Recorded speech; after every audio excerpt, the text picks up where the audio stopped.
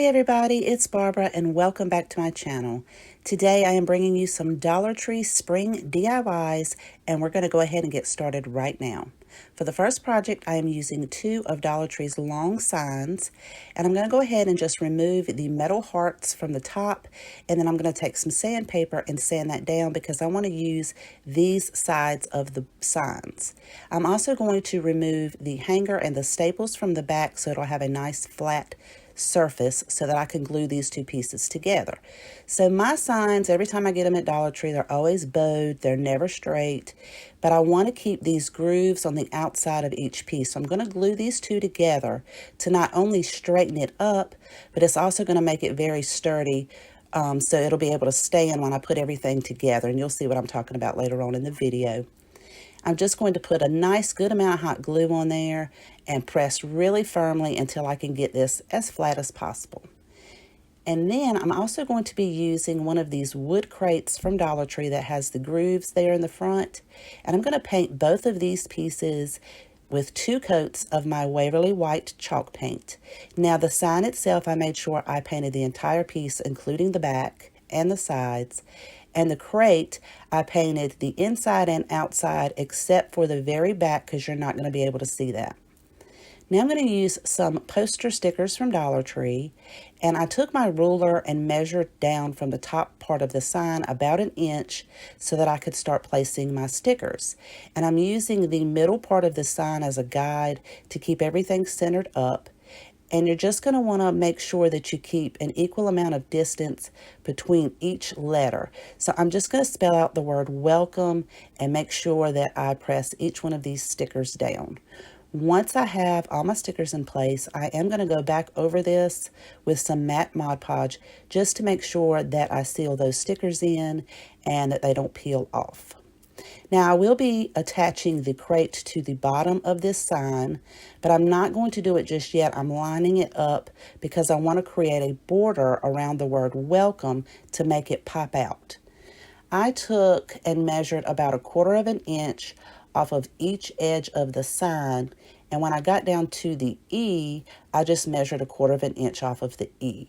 Then I'm just going to take my ruler and connect all of my markings together to give me a guide to make sure I have everything straight before I go back in with my oil-based Sharpie marker, which you can purchase from Hobby Lobby, or Michael's may have them, I'm not sure. And then I'm just going to use my ruler again to give me a nice clean straight line. And I just think this turned out so gorgeous. It really makes the word welcome pop out. Now I'm going to attach my crate to the very bottom of the sign, making sure that it's flush. And I'm going to use a good amount of hot glue and let that glue set up. And now this sign can stand up on its own. To decorate the inside of this sign, I'm just going to cut down some Dollar Tree styrofoam. And then I'm going to use some greenery from Hobby Lobby. I've had this in my stash for a while. And I'm also using some of these really pretty purple flowers from Dollar Tree. I just cut mine off of the bundle, and I'm going to place those into the styrofoam until I get it nice and full and the way I think that it looks really good.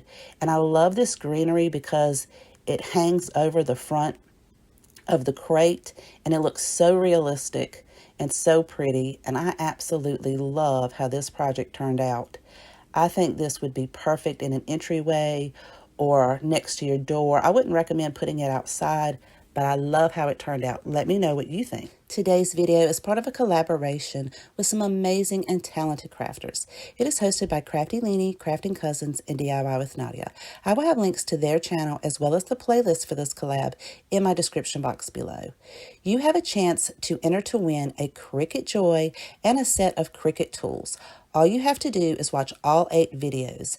Each video will have one secret word somewhere in their video. Write all 8 words down and then email them to DIYscavengerhunt@gmail.com. In 2 weeks, the correct emails will go into a random drawing and one person will win the Cricut Joy and tools. This is only open to the continental US only. Good luck, everybody.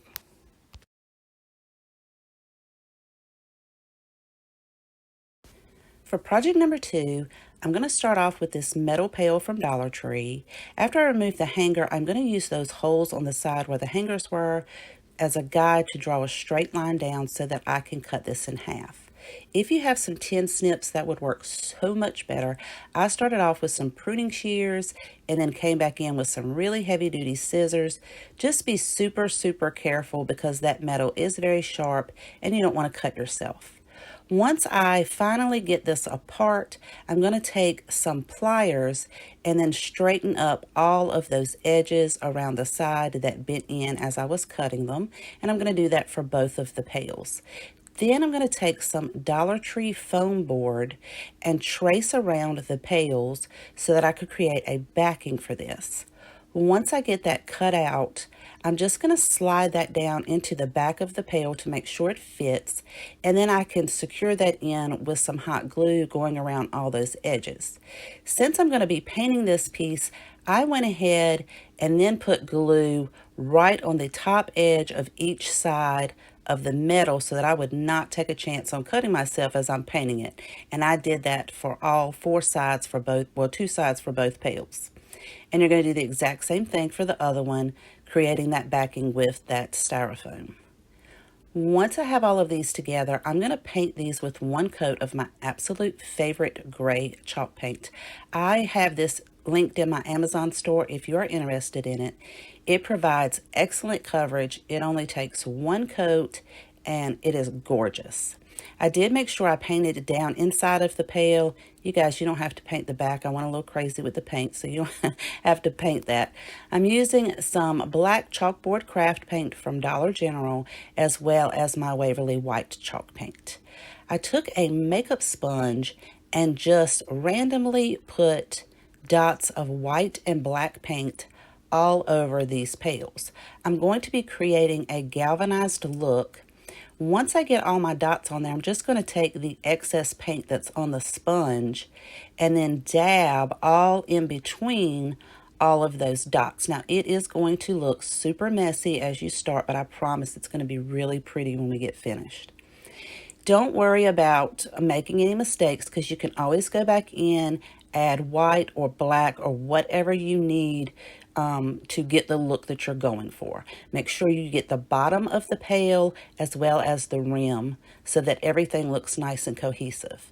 I did the exact same thing on the second pail.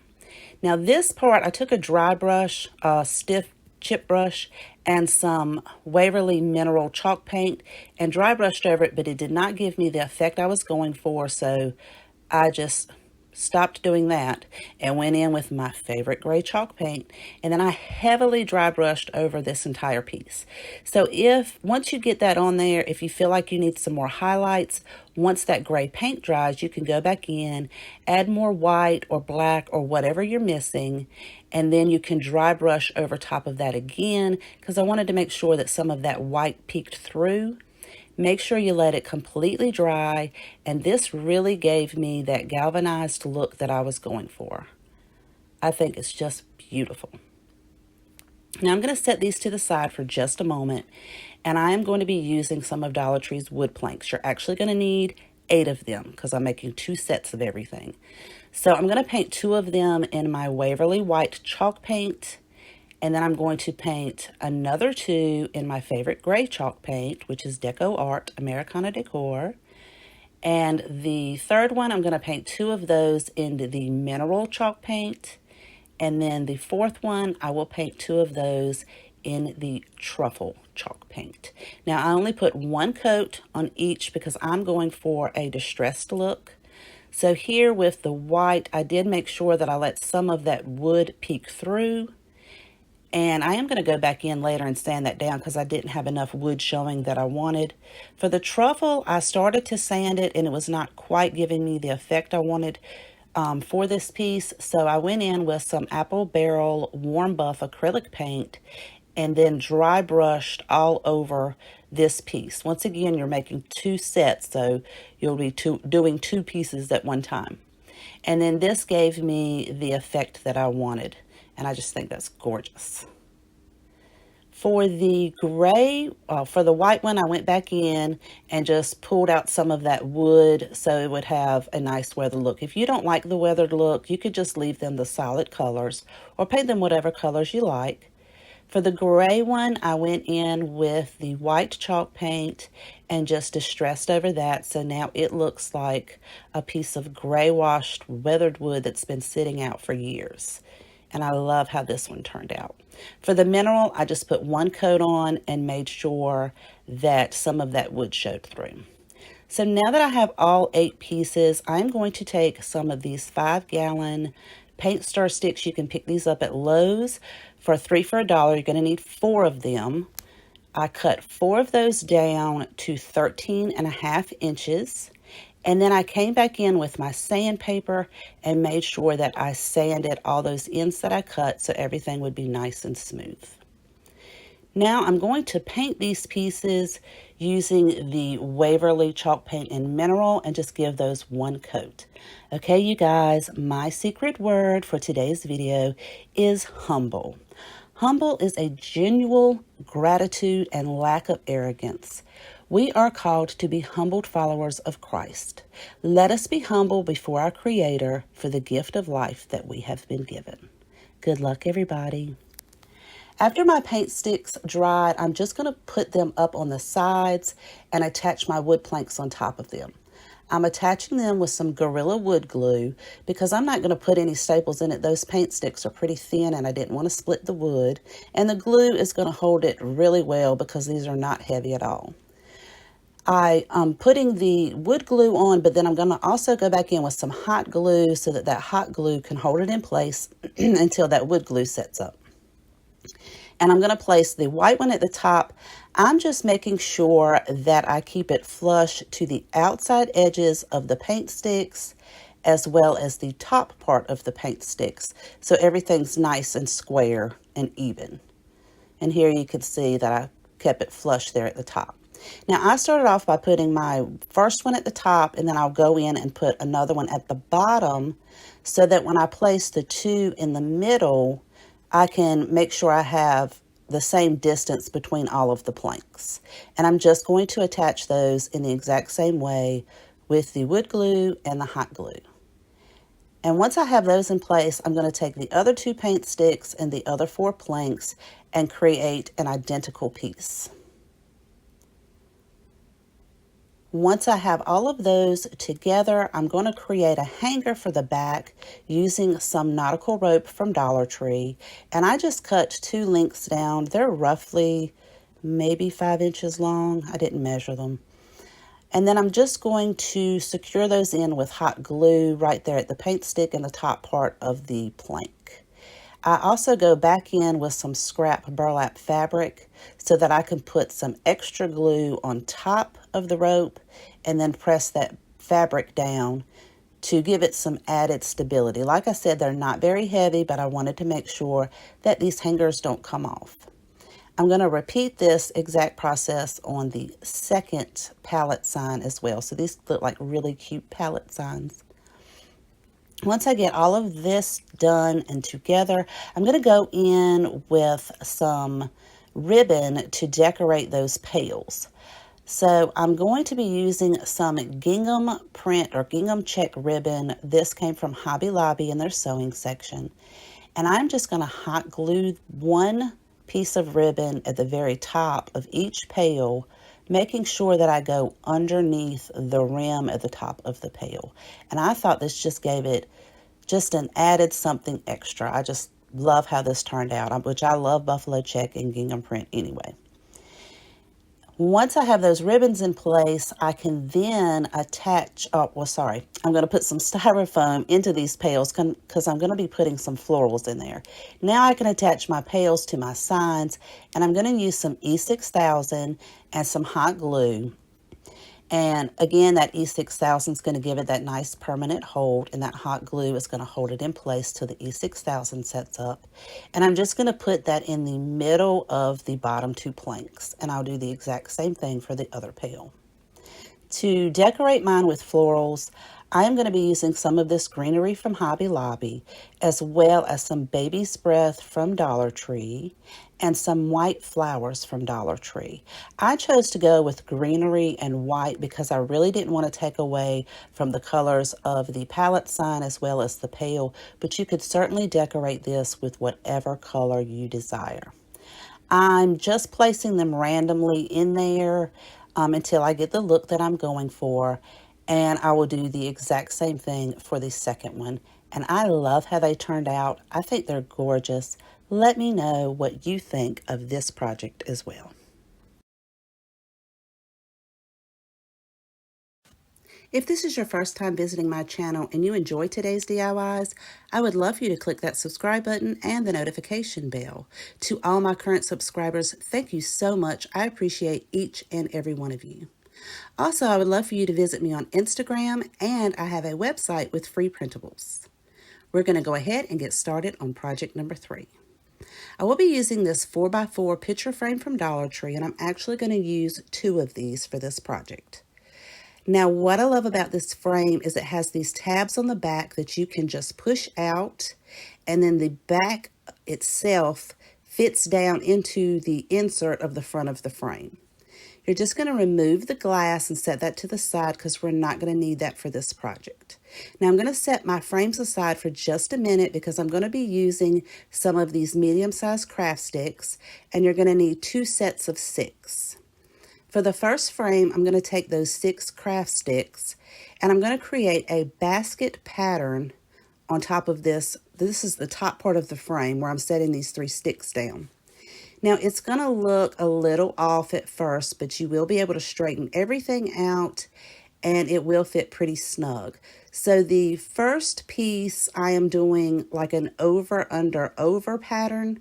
And then the next craft stick I will do opposite of that. So it will be like an over, under, over pattern.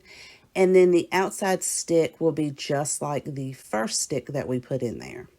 Now I opted not to use any glue because once you get these pieces together and you move them around, it does fit pretty snug. You're still able to move them a little bit, but I'm not too concerned about them coming apart or coming out of the frame once I put the back on there.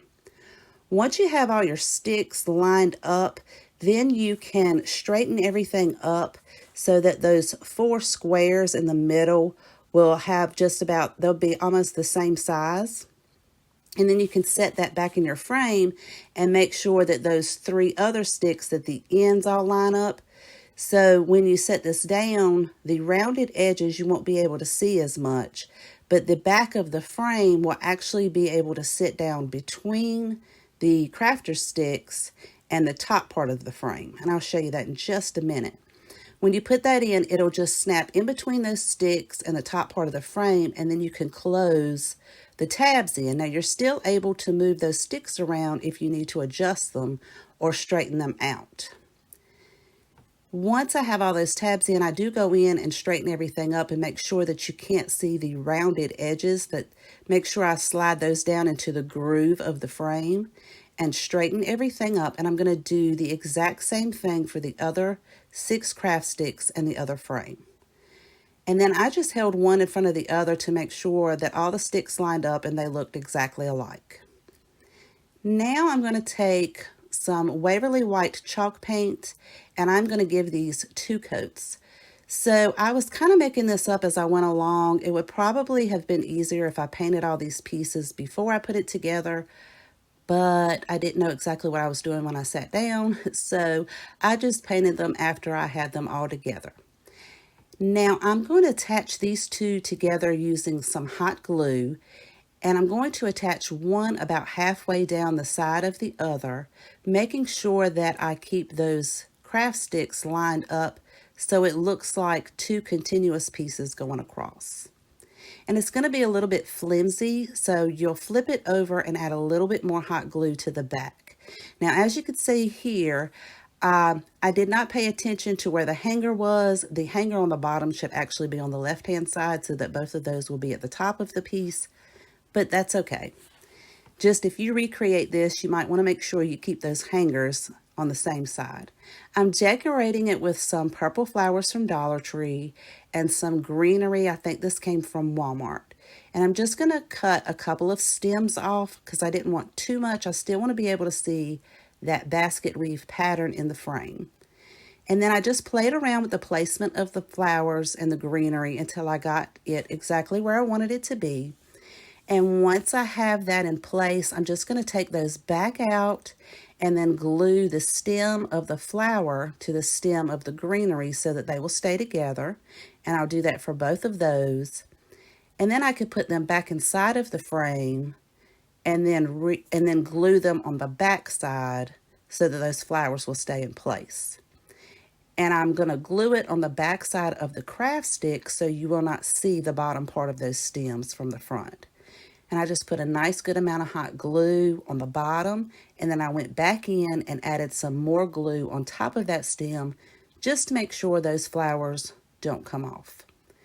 Then I'm going to take those branches, the little greenery pieces and the flowers, and fluff them out and spread them out and make them nice and pretty.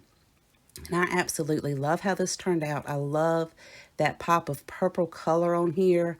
I think these are absolutely adorable. I hope you enjoyed this project as well. Let me know what you think of project number 3. For project number 4, I'm going to be using this sign from Dollar Tree that has this nice wood frame edge.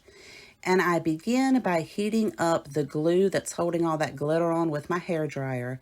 Then I can go in with my sandpaper and sand most of the glitter off until I get it pretty smooth. I'm going to be covering this up, but I wanted to have it as smooth as I could get it.